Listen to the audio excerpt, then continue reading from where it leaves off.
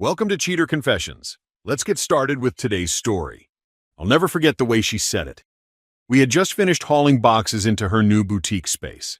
My back felt like it had been used for target practice after moving racks, mirrors, and shelves she insisted couldn't wait until tomorrow. I thought we'd earned a quiet evening. Sabrina poured 2 glasses of wine, settled into the new velvet chair she bought on credit, and started scrolling through her phone. I sat across from her, rubbing the ache out of my shoulders, waiting for her to say something about the work I'd just put in. Maybe a thank you, maybe even just a smile. Instead, she laughed softly at something on her screen. "Look at this," she said, tilting her phone toward me for half a second. A photo of one of those trainers she followed online, flexing in front of a gym mirror. Before I could respond, she flicked to the next post and kept scrolling. That's when she said it, almost like she was commenting on the weather. "You know I'm only with you until someone better comes along, right?" I set my glass down slowly, watching her thumb move across the screen. "What did you just say?" She didn't even glance at me. "Don't get dramatic, Thomas. You're fine for now. Reliable, steady, decent. But you're not endgame material. I need someone with more drive, someone who can take me places. You work in IT support. That's safe, not inspiring." She said it like she was commenting on the weather. No hesitation, no guilt. I watched her for a full 10 seconds. My chest tightened, but I kept my voice level. "Fair enough." That got her attention. She blinked, finally meeting my eyes. "You're not mad?" "No. Thanks for letting me know where I stand." Her lips curled into a small smile. "See? This is why it works. No drama. You don't make a scene." She turned back to her phone. I sat there another minute, studying her like a stranger. 11 years together, and she'd reduced me to a placeholder, a seat filler in her life until a better option arrived. That night, I didn't argue. I didn't plead. I drove home in silence, showered off the sweat from moving her future, and lay awake. Not thinking about whether the marriage was finished, that decision was already made, but about how I'd end it without giving her the stage she craved. Because if she thought I'd play the quiet placeholder until she traded me in, she was about to learn how wrong she was. 3 mornings later, I made sure to be at the cafe across from City Hall before work. I knew Zira Patel would be there. She was sharp, disciplined, the kind of person who could make sense of chaos with a spreadsheet. She handled the books for half the small businesses on Main Street, including Sabrina's boutique, and over the years, I'd noticed she was one of the few people who ever pushed back against Sabrina's dramatics. Where others nodded along, Zira asked hard questions. On Thursdays, she always camped at the corner table with her laptop open, numbers glowing on the screen, headphones dangling from one ear as she balanced coffee with calculations. That morning was no different. When she saw me, she waved me over. "Thomas, you look like you haven't slept in days." I sat down, stirring my coffee though I hadn't added sugar. "You could say that. Can I tell you something straight? No spin?" Zira closed her laptop. "Of course." I repeated Sabrina's exact words. No exaggeration, no anger. Zira's eyebrows shot up. "She said that? Out loud?" "Yes." Her mouth pressed into a line. "That's cruel. Thomas, are you staying because it's easier than leaving?" I shook my head. "No, I'm not staying. I'm thinking about how to step away without giving her a spotlight." Zira leaned back. "You've always been steady, but steady doesn't mean weak. Don't let her write the ending." Silence stretched between us. Finally, I asked, "Would you have dinner with me?" "Nothing complicated. Just dinner, as friends." She studied me. "If I do this, I need to know it's not about payback. Not about rubbing her nose in it." "It's not. I've always respected you, Zira. You've built your own practice, and you give back to this town. Sabrina doesn't see that kind of thing. She only sees the gloss." Her shoulders softened. "Dinner then. But you have to promise me one thing." "What's that?" "No pretending. If you're finished with her, finish it. Clean." I nodded. "Fair." That Friday, we sat across from each other at a little Indian place near the courthouse. We talked for hours, about her clients, about my project to modernize city permit systems. I didn't lie to Sabrina. When she texted asking what I was doing, I answered, "Dinner with a friend." Technically true, but by the end of that night, I knew it would become more. 2 weeks later, Sabrina hosted the soft opening for her boutique. She'd rented lights, hired a DJ, and invited every influencer she could find. My role, according to her, was to smile, carry things, and stay out of the photos. I showed up in a clean shirt, no tie, and took my place near the back. Half an hour in, I noticed Zira arrive, not as my guest, but as a professional. Sabrina had invited her to mingle with vendors and show she had serious financial backing. Sabrina wanted the optics of a polished accountant on her side. It didn't take long before Zira and I crossed paths. "Didn't expect to see you here," she said quietly. "Same." We were laughing about the champagne being served in plastic flutes when Sabrina spotted us. She cut across the room. "What's this?" she asked, eyes darting between us. "Talking," I said evenly. She turned to Zira. "He's supposed to be helping, not distracting my accountant. Don't you have better things to do than chat with him?" Zira straightened. "Actually, Sabrina, I was asking Thomas about the app he's working on. It could help local businesses like yours with licensing." Sabrina's laugh was sharp. "Please, he's not building anything. He resets passwords for a living. Thomas, don't embarrass yourself." The nearby guests went quiet. I kept my tone calm. "You're right. I do reset passwords. I also wrote the system that saved your online orders last month when your site crashed." Her smile tightened. "You're still temporary. Don't mistake stability for ambition." A couple of sponsors shifted uncomfortably. One of them whispered to Zira, then stepped away. That was Sabrina's problem. She never realized how loud she was until it was too late. The night was supposed to showcase her brand. Instead, it showed everyone how she talked to her husband. The morning after the launch, Sabrina acted like nothing had happened. She sent out thank you posts, tagged vendors, and bragged about a flawless event. But I knew the cracks were spreading. Her first move came 2 days later. My manager, Nathan Reed, called me into his office. "Thomas, did you upset someone at home?" "Why?" He slid his phone across the desk. An anonymous complaint had accused me of abusing city systems for personal projects. Nathan's eyes narrowed. I exhaled. "My wife doesn't appreciate my side work." He leaned back. "I've already checked. Nothing irregular in the logs. Still, lock your accounts down. Treat this as a warning shot." The next strike hit Zira. She called me at lunch, voice tight. "You'll never guess. Someone filed a report claiming I falsify numbers for clients. The state board laughed it off, but I lost a day proving it wasn't true. Let me guess. Sabrina? Who else? She's burning herself while trying to scorch us." Meanwhile, Sabrina turned to social media. She posted cryptic stories about betrayal, snakes in her circle, and men afraid of strong women. None of them mentioned me by name, but the subtext was obvious. I stayed quiet online. Instead, I changed passwords, shifted bills into my name, and froze our joint credit card. That night, she came home late, slamming the door. "Why did you cut off the card?"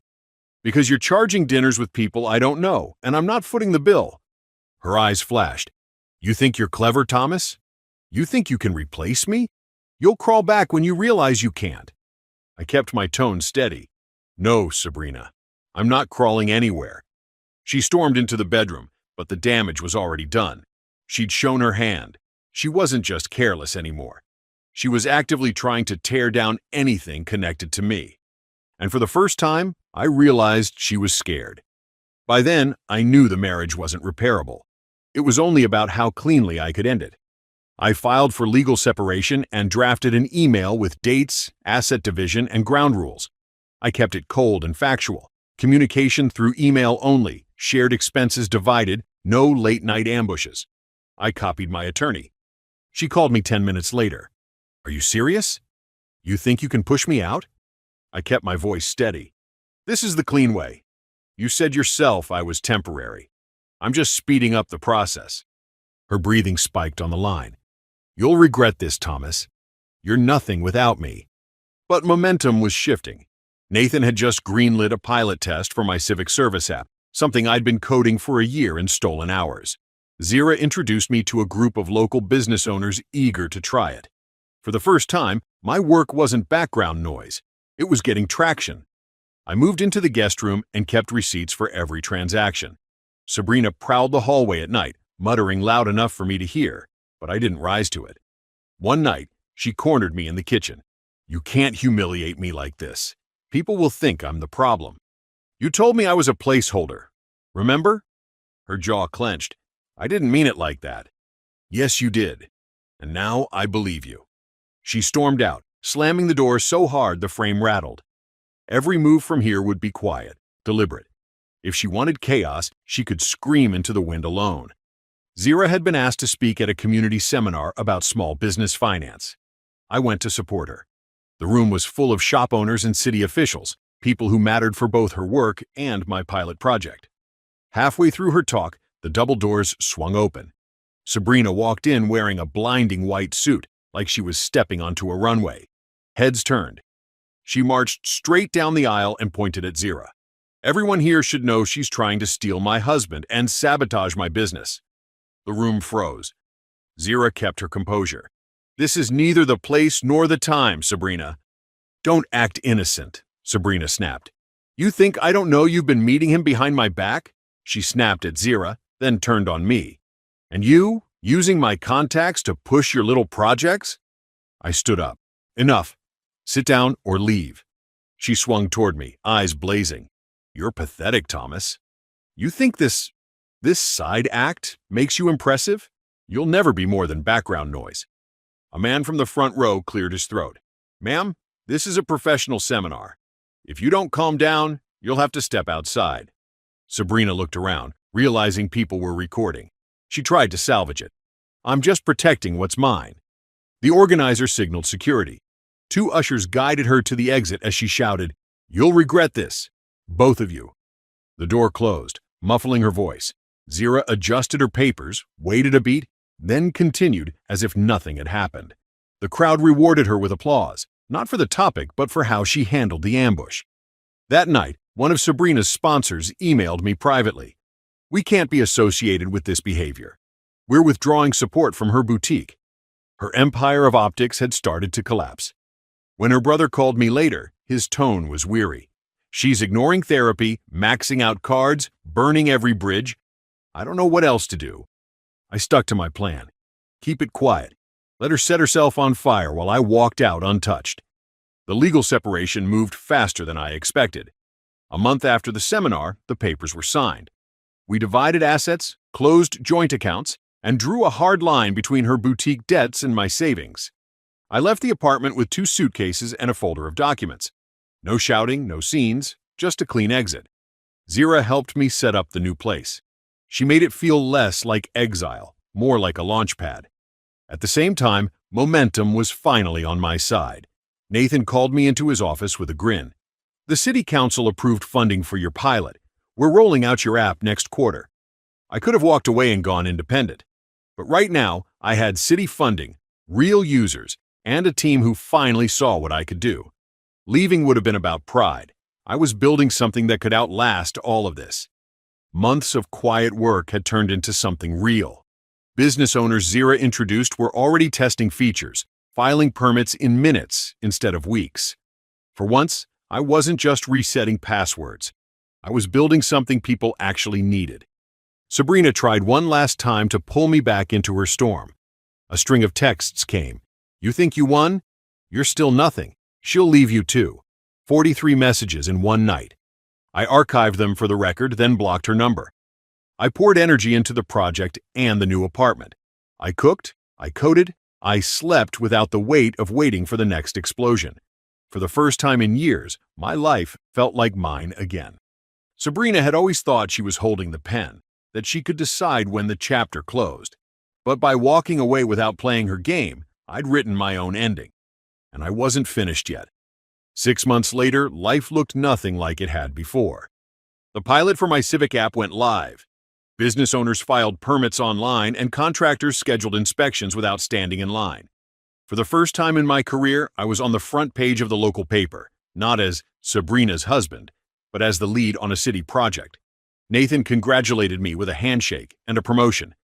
Zira and I were steady, not flashy, not rushed, just 2 people who respected each other and built from there. She helped me furnish the apartment.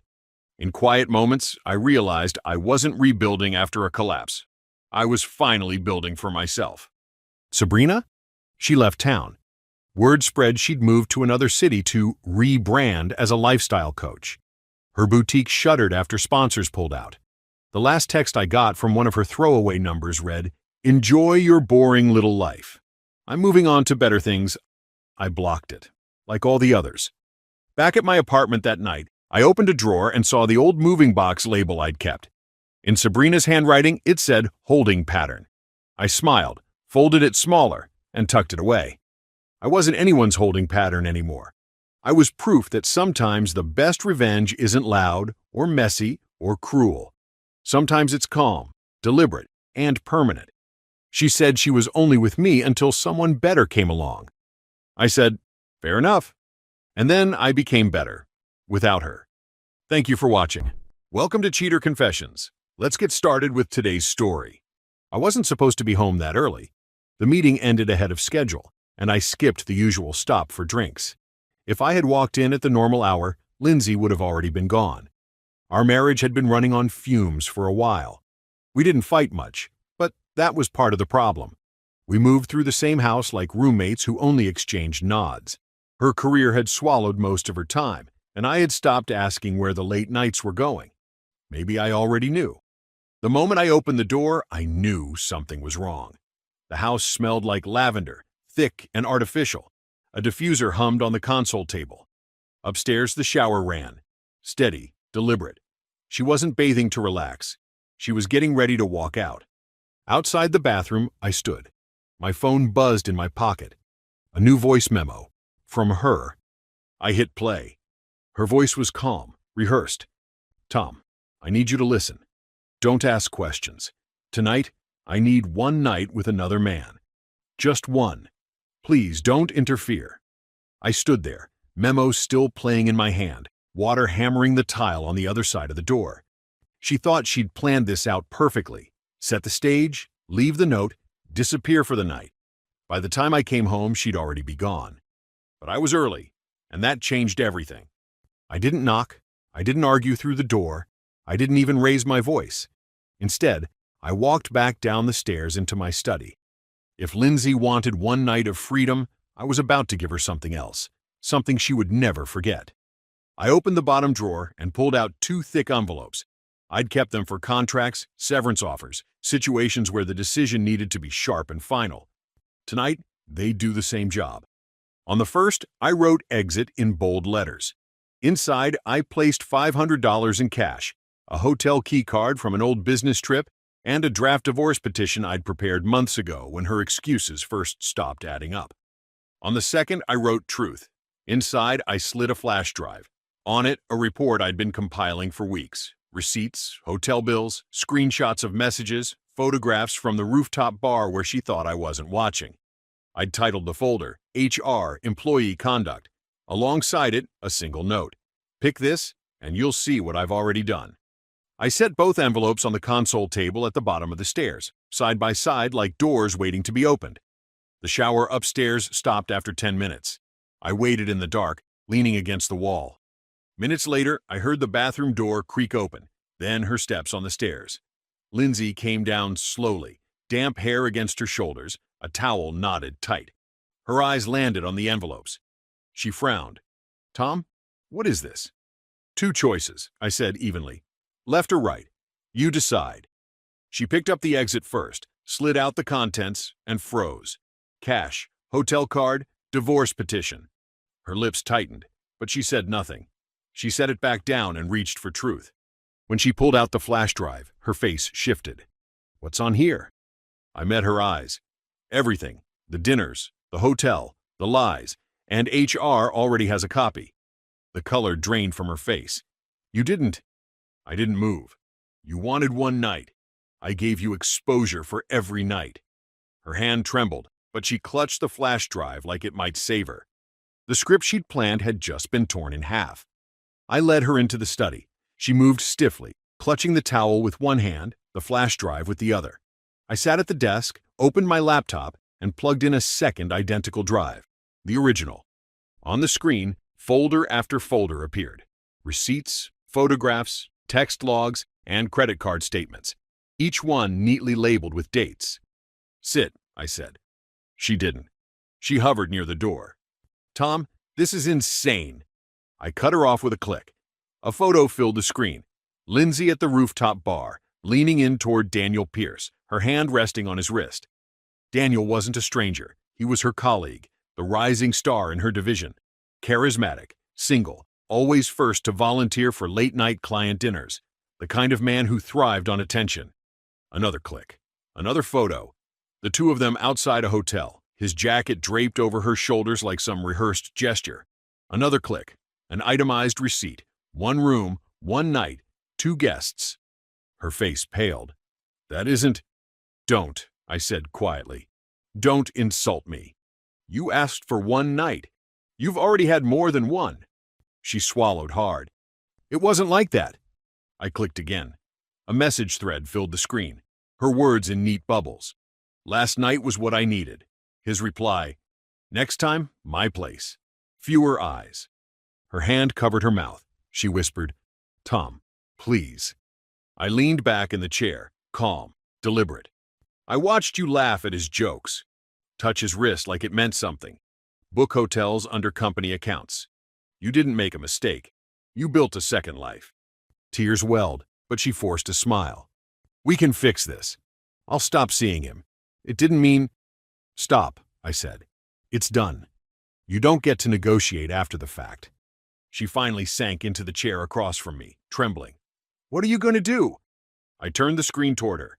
The HR email sat open, drafted and addressed. All it needed was a click. I already did it, I said flatly. They have everything. By morning, Daniel and HR will both know who you've really been. Her voice cracked. You destroyed me. I shook my head. No, you destroyed yourself. I just wrote it down. The fear in her eyes told me she finally understood.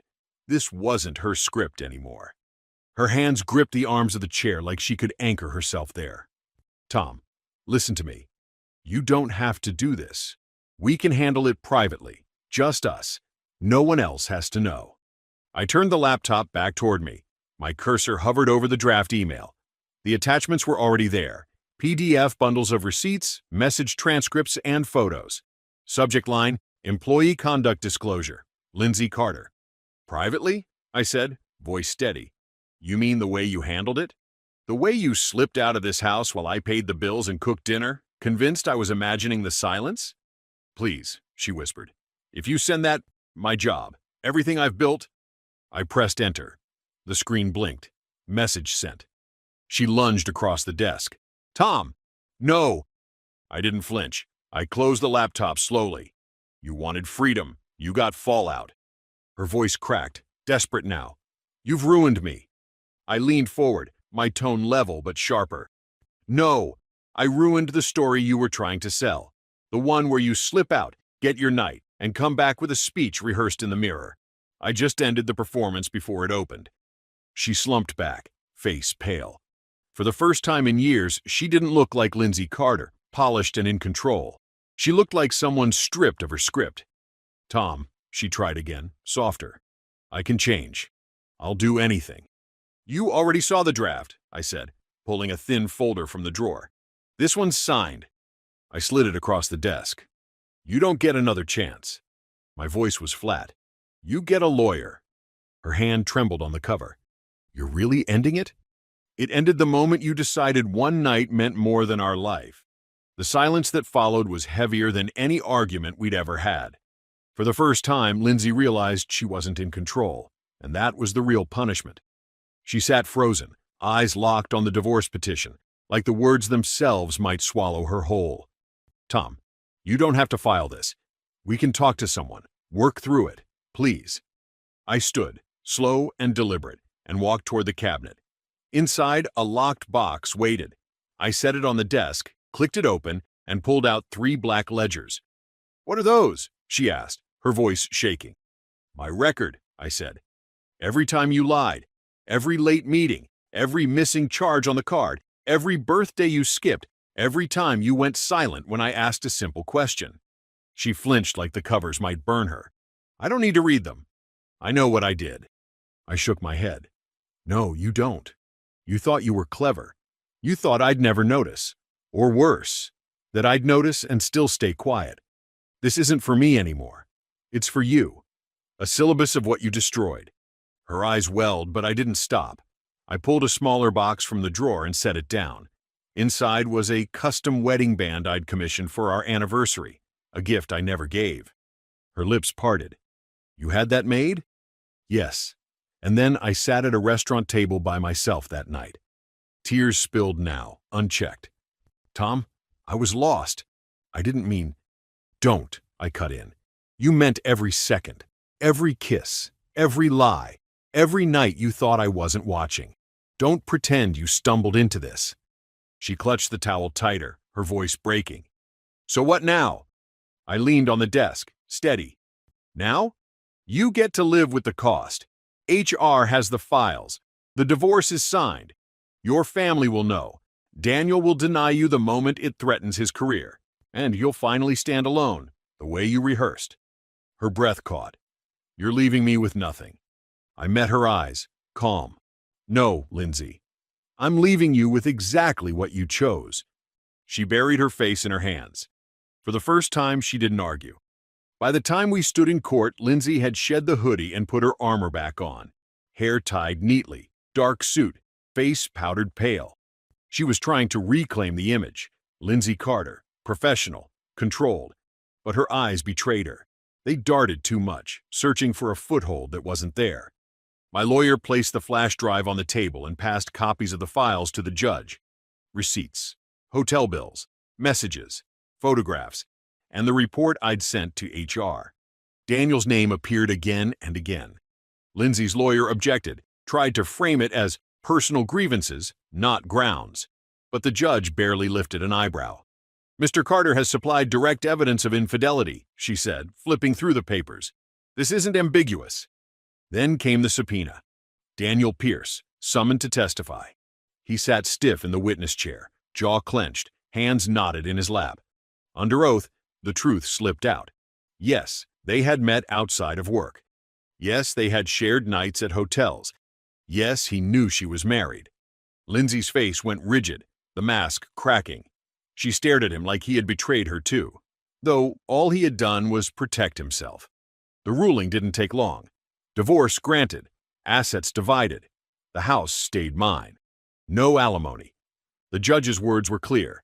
Lindsay's conduct had compromised any claim to more. When it was over, I gathered my papers calmly and stood. She didn't move. She just sat there, staring at the floor, her polished image dissolving under the weight of reality.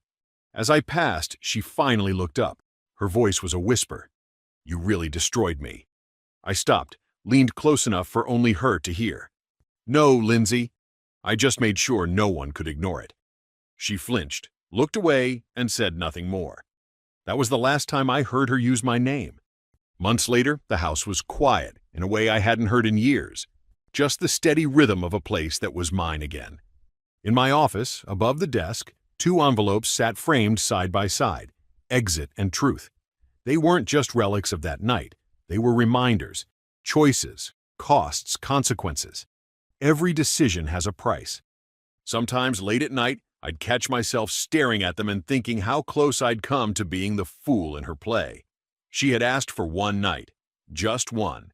She expected silence, complicity, maybe rage, followed by begging. What she got instead was daylight. Every secret dragged out, every prop burned, every lie documented. Lindsay lost her job within a month. HR conducted a quiet but thorough review. Daniel transferred states, for personal reasons. I didn't care. By then, both of them had become irrelevant footnotes. The papers were signed, the silence was real, and for the first time in years, I slept without wondering what new lie would arrive in the morning. One evening, I opened the small box where I'd kept the unused anniversary ring. I set it on the desk, turned it in the light, then closed the lid for good. It wasn't leverage anymore. It wasn't even grief. It was evidence of what almost was, and what never would be. I never heard from Lindsay again. No letters, no apologies, no late-night calls. The silence was cleaner than any words she could have offered. She thought she could script her freedom. Instead, she got exposed. She asked for one night with another man. What she got was the end of every script she'd written, and the truth she never saw coming. Daniel Pierce was never her future. He was just the spark she used to burn down her own house, and when the smoke cleared, she was the one standing in the ashes, alone. For the first time in years, I wasn't afraid of the silence. I owned it. Thank you for watching.